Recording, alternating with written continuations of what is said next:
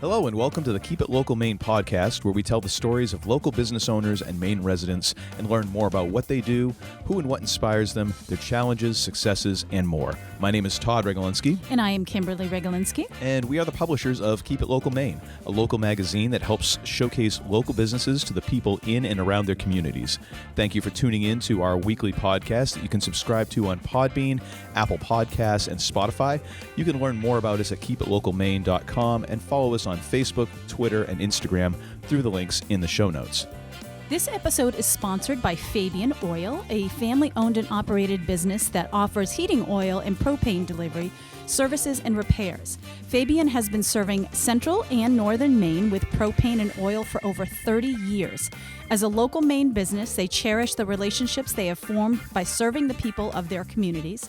In 2019, Fabian entered the southern Maine region with a heating oil acquisition, and they have recently brought propane to the market. They are aggressive and would love to be your supplier. Give them a call at 207-793-2044 or visit fabianoil.com. In this episode, we welcome back business consultant and entrepreneur Michelle Neujahr. Michelle is the owner of NU-YAR, a Maine-based consulting firm focused on helping businesses grow strategically. As a consultant, Michelle works with businesses who want to grow, need help managing current growth, and with organizations who need help with their strategic planning process. In addition to owning NU-YAR, Michelle launched NU-YAR Construction with her husband David this fall.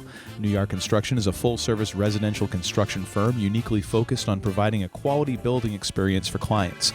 Michelle is passionate about entrepreneurship, family, and professional development. She also loves to talk to random strangers about their business ideas. Welcome to the show, Michelle. We're so glad that you're here today. Thank you, Kimberly and Todd. It's great to be back. Yes. Yes, indeed. Yes, we're excited for this new year and feeling very hopeful. So we're so glad to have you on the show and talk about. Let's just face it. We're just excited that it's not 2020. Yes, we're excited that it's not 2020. Just a different year. Yes. Indeed. So, can you tell us what is a business consultant and what role do they play in working with businesses? So as a business consultant, I like to think that I'm an advisor to my clients. I had a client tell me yesterday, it's like you're part of the team, but you're not here every day, and so you can be objective. So helping clients focus, helping to advise them on, what is the direction of that they should take with their company? Do they need to focus on growth? Do they need to focus on really shoring up what they have and get ready for growth? Or are they in a kind of a downward cycle and need to make some tough decisions? And so I really feel like I'm an advisor. 90% of my clients are long-term clients. And so I really get to know them and know their employees and feel that in doing that, I become an important part of their team. Yeah, I like that. You said it's really cool how they said you have that outside piece so you can be objective, looking from the outside at a business. So that I assume that's just got to be really useful for sure. Well, and I think for any area of our life, it's always good, at least for me, to get that outside perspective. We can get tunnel vision. And I think especially during this last year in the pandemic, many people's circles have gotten very small. And so to get that outside input, especially for our business during very uncertain times, times that have been very wiggly and nothing like we've ever experienced before, I think is really important. Yeah, absolutely. Yeah, I think that idea of like almost perspective incarnate, like you just show up and it's like, oh, things have changed. Exactly. And one of the things that I've heard a couple of clients say over the last couple of years is, oh, hiring you helped me to love what I do again.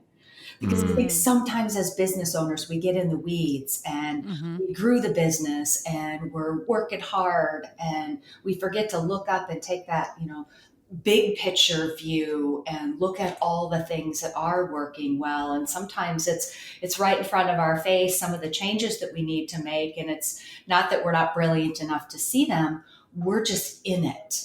And so having somebody else come along and be able to help you see some of those things, that's for me a huge compliment when a client says, oh, I'm just loving my business again. Because I think you guys may admit, I know I will definitely admit, there's many times over the years where I just wanted to throw my hands up in the air and say, I'm done. I'm going to get a job. I'm not having fun anymore. Yeah. And because there's that old expression, if you're like a billboard painter or a sign painter, don't step back and look at your work.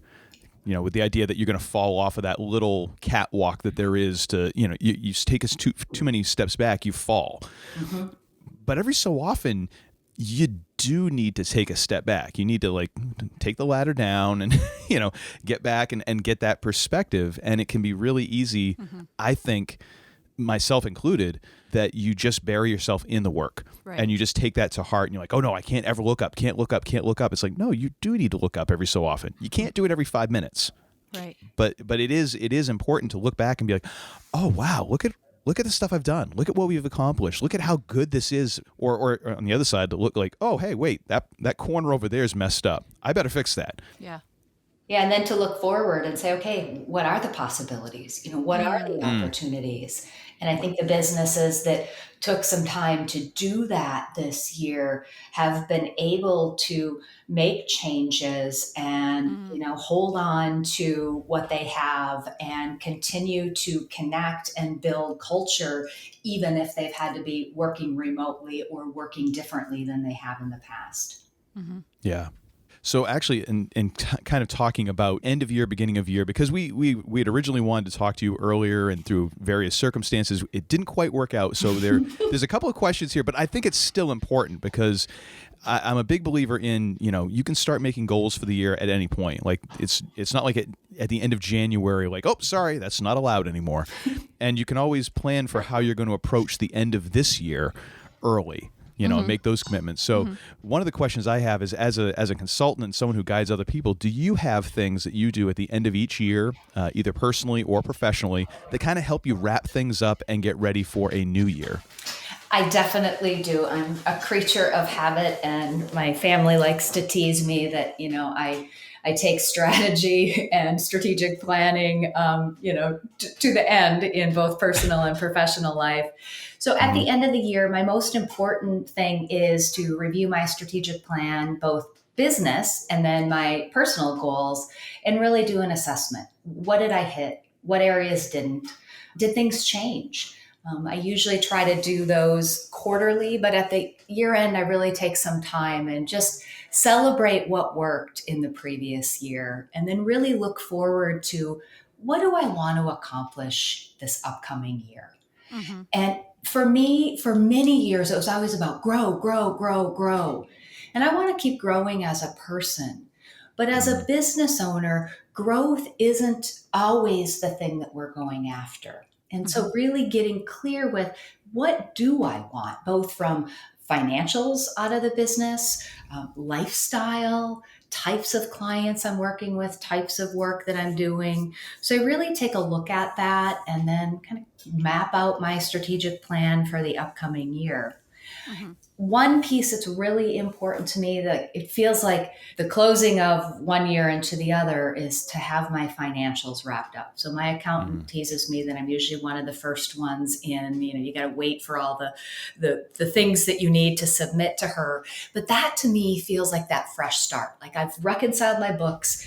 2020 was done, thank goodness. And then making sure my budgets and projections are set for the upcoming year. I also usually take some time off at the end of the year, beginning of the year, just to kind of decompress. And this year was weird because it felt like there was a lot of time to be, on the weekends, and you're home all the time. And so taking time off felt different. But that's one thing that I really try to do each year, is so I go into the year feeling fresh and feeling not exhausted, depending on how busy the previous year was. Yeah, that's great. So in terms of those evaluations and things, are there any kind of things that other people would have, or these are your own systems? Do you have, kind of a guideline or something that you borrow from someone else? So I've created over the years my own strategic plan template. And it's probably not that unique. There are a lot of consultants who do strategic planning, but I have a very simple version where, I review mission, vision, and values. I do a SWOT analysis every year. I look at the key issues, that are happening in the business. I also then set my, kind of my 3 or 4 main priorities for the year, and then set goals and timelines under each of those. I also do a competitive analysis, each year. Usually those competitors stay the same, but to take a look at, okay, am I still relevant? What else is happening in my industry? What should I be paying attention to? And so that's kind of my roadmap. Personally, we've created a goal board that we hang on our wall. We've done that for, 25 years, I think. And that is our personal goals. We put our top business goals up there. And then our goals as a couple, which used to be when all the kids were home, they were family goals and all of the kids participated. But now that's an exercise that just David and I do. A little wonky in 2020 because many of the goals that we had 20 things we wanted to do in 2020. And most of the things on that list were canceled or we couldn't do. So the big joke was, we're just gonna, cross it out and put 2021 on it. Yeah. Let's just move that to the next year. We're just moving that to the next year. And I think that's one thing with setting goals and having a strategic plan is we also want to hold those things. We need to be flexible. Right. Things change, business changes. Who knew we would be, facing what we did in the last year? And so, I like to look at the long term and look at what do I want to accomplish this year. And I want to stretch and push myself, but I also want to be realistic. And then when things do come up and things need to change, then we take a look at things. It's not written in stone, and it's not a failure if we've got to move our course or we've got to make a different decision. Right. Yeah. So let me ask you this. Someone that is looking to start a business, say in 2021, what's the advice? Some advice, basic steps that you would give someone to start a business in 2021? First of all, I would say get some help. There are so many great free resources out there. SCORE, CEI, MCE, SBDC. I mean, just Google, help for entrepreneurs. There is so much out there. They can help you write a business plan. They can help you do a feasibility analysis to look at, is my idea feasible? I think so often what happens, and it's a good thing, like a new business, there's so much energy, I've got so much excitement, but I don't take enough time to research the market, to research, is there a need for my product or service? And if so, can I make money doing this? And so to really make sure that we're going in with eyes wide open. I think the saddest thing for me is when I see an entrepreneur who has so much passion and such a great product or service, but there wasn't really a need for it in the market. So they jump in, they spend some money, they invest their heart and soul, and it doesn't go the way they hoped it would. Right. And so I think getting help and really understanding your numbers up front. I think most business owners don't have the luxury when they're in startup phase of having enough cash, but the more cash you have set aside, I think that the more you sleep at night, because many businesses go out of business, not because it wasn't a good idea, but because they ran out of cash. And so I think it's that, getting help, testing your idea, maybe in some small ways before you go large. And making sure that you really have the cash flow that you're going to need to support yourself those first months, or in some cases, first year or two as a startup. Yeah. Another great plug I'm just going to put in is Launchpad, the Gorham Savings Launchpad applications are now open for their pitch competition, which will be virtually in June. So anybody who is, has a small business and has, go on their website, take a look at what the parameters are, but they give away $50,000 every year to a local small business. So that's a great That's awesome. opportunity. Even if you don't win, I think it's a really good opportunity to clarify your idea, to clarify That's what your great. business does. Yeah, that's fantastic. Yeah, I can't remember exactly what it was at this point, but I remember listening to a podcast and the person talking about a script. They were pitching a movie, and they had gotten many no's, but then they realized, like, as they had gone through that pitching process, that they kind of refined the idea and also their skills at pitching and sales through that process. Now, of course, that's not 100% the way you want to do it, but this idea of like of pitching your business to Launchpad, I can see where going through that process would help people like, oh, wait a minute, our thing is actually this. Right. And this is how it's a better put. Right. And as an exercise, even if you don't get the money, like that can help you a lot. Yeah. Yeah, for sure. Absolutely. It's getting clear with your messaging. Because Yeah. often as entrepreneurs or business owners, we know what we do. Mm-hmm. We often have a hard time communicating that in a way that resonates with other people, because I understand it. And I see this with, work in a lot of different industries. And sometimes it's getting to know a client in the beginning. It's like they're speaking Greek because they're in this little niche and they all understand what they're saying. And it takes me some time to be like, okay, what exactly are you saying? And what is your message? Yeah. Right. Another example of that perspective, because everybody has kind of the lingo. Everybody has buzzwords and stuff in whatever business they're in. And you kind of forget that not everybody speaks the same language that you do. Yeah, absolutely. Like I'll talk about, bleed in terms of design. And people kind of look at me like, huh? Bleed? What does that mean? What's going on? Like, are we in a true crime podcast, as we were talking about before we started? Like, what are you talking about? It's like, oh, I forgot. Like, that's just a thing, and I don't think about it anymore because it's just a thing I've now done for enough years that it's just, oh, I get it. How come you don't get it? Right. But you have to break that down. And as a consultant, again, that's where you can help, because as you said it like 2 words, and it took me about 30 seconds to get all of my word salad out to actually explain what I was thinking. Word salad, that's a much nicer way to put it. I've heard it just explain. Somebody was saying, we were playing a family game this weekend and the word was word vomit.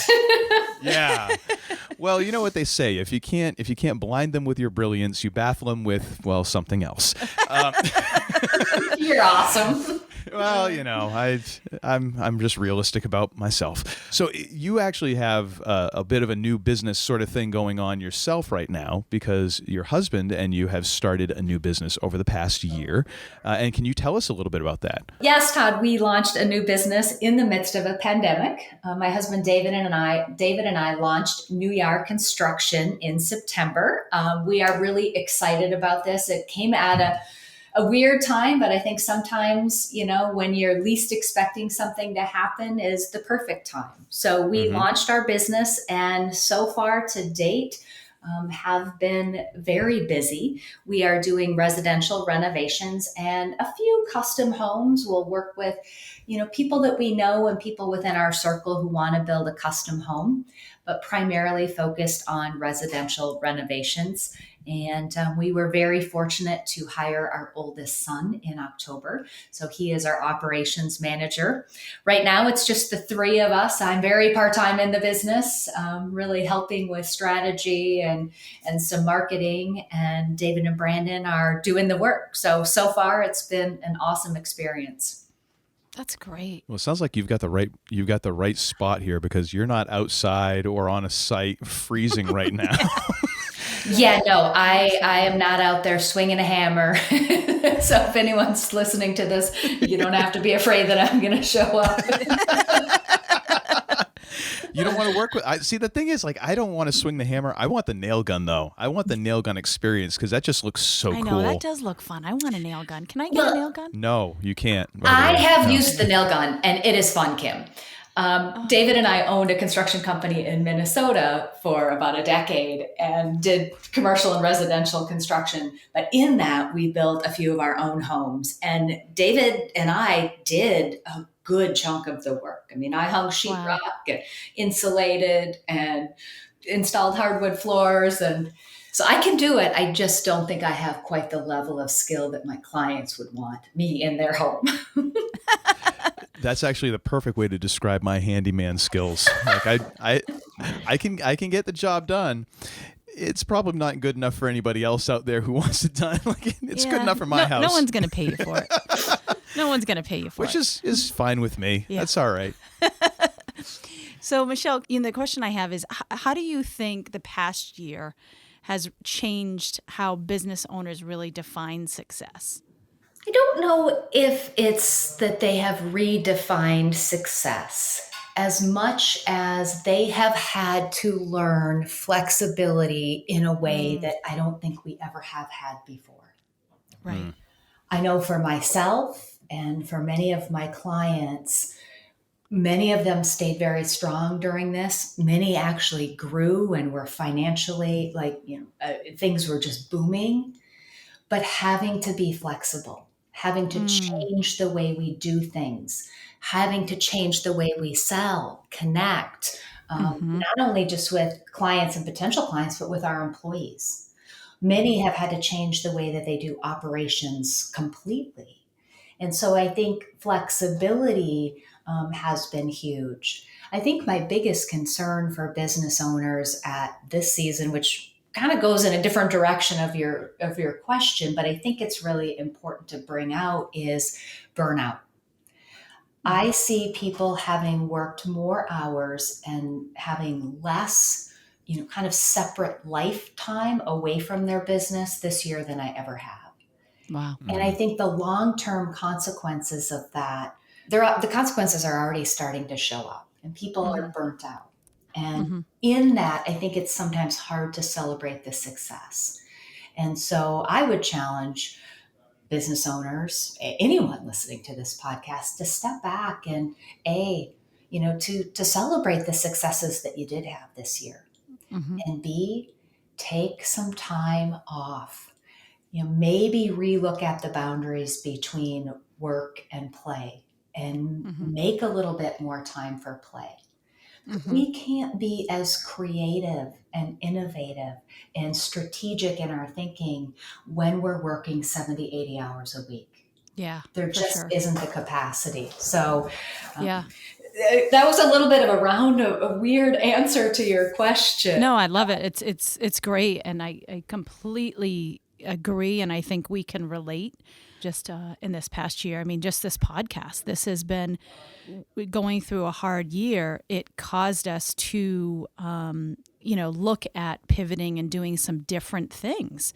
And I would say that this has definitely been just a huge win for us to be able to do this and to be able to add this to what we were doing. So, but at the same time, it's also added more hours to the week, which is fine, but there is some recalibration that needs to take place. Yeah. And it's, for me, it's taken, because we all know Kim is the how shall we put this?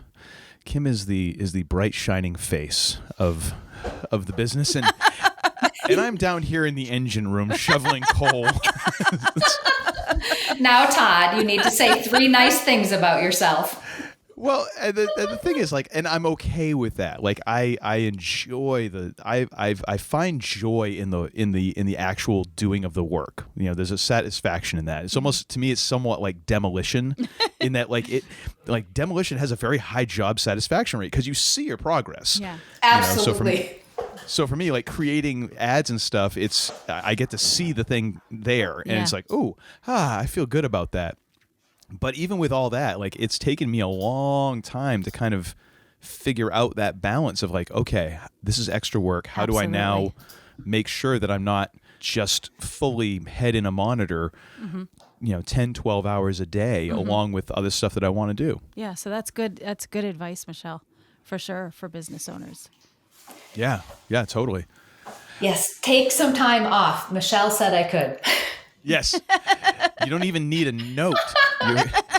You have it right there, folks. Take some time off. Take some time off. Yes. Yes, as actually, and I have it here to remind myself, because creatively speaking, it's a quote from Joe Strummer, who lead singer of The Clash. No input, no output. If you don't have time to take stuff in, your output creatively is going to be nil. It's going to be equal to that. Right. And for a business owner, yeah, you need that mental space for creativity, but also just to do the work. Like you got to take in some rest. Mm-hmm. But I'll stop talking now and ask a question. So one of the things that I like is to get recommendations. So do you have any books, podcasts, or websites that you've kind of discovered over the last year that you would recommend to potential clients or even just to anyone in general? I recommend Keep It Local Maine podcast to everyone that I speak to. I think you guys are amazing. You say that's all the podcast people don't. I actually do. It has been really fun to listen to all of the Maine business owners. The Grow Maine show, Fast Forward Maine. I love to listen to all the local podcasts. One of my absolute favorites is the HBR Idea Cast. It's, not just topics that relate to they all relate to business owners, but it's not just simply focused on entrepreneurs, whether it's culture or leadership. I always get something out of that. Love Masters of Scale, love how I built this. This year has been very different for me in that I've done less reading and more podcasts than I ever have. Mm-hmm. And I think that's just kind of how life has been this last year. Like when I'm, listening to something, I'm out on a walk. And I've also tried to just listen to things that I wouldn't normally listen to, some, white collar crime and some other things that just to, literally give myself a brain break from thinking about business all of the time.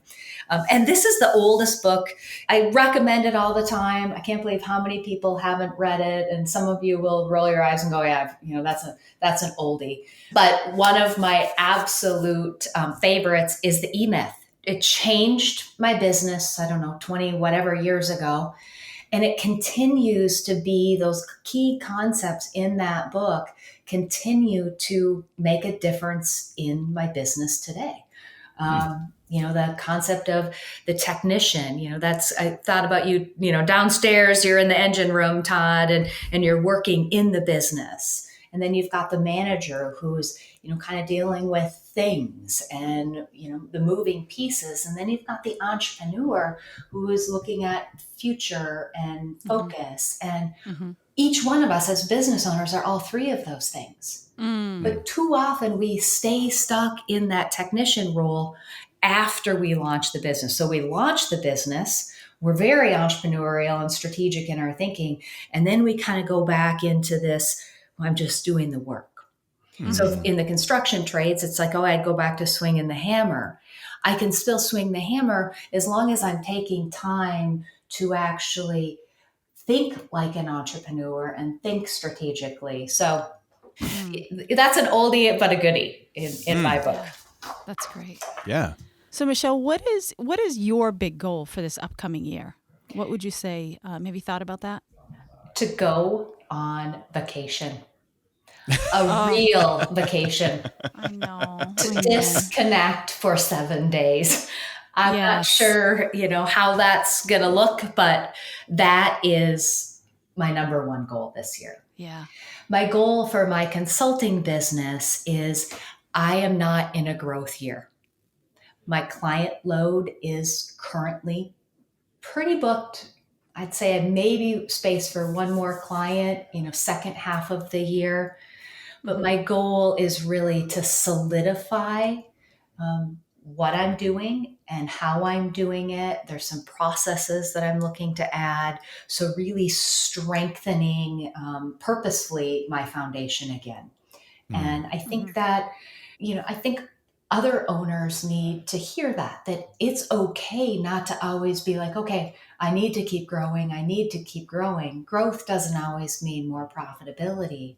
And growth sometimes comes with headaches or stress that we decide we don't want. So really focusing this year on being purposeful with really looking at what are the next, 10 to 20 years look like in my business. That's great. Yeah. I think that is, we can all get into that myth of like consistent, constant growth, and it's not always possible. No. You can't say, oh, I'm going to grow 10% every single year, like clockwork. That's not always feasible. Like because the world happens. Yeah. COVID happens, Exactly. Most businesses do not experience that hockey stick growth. Yeah.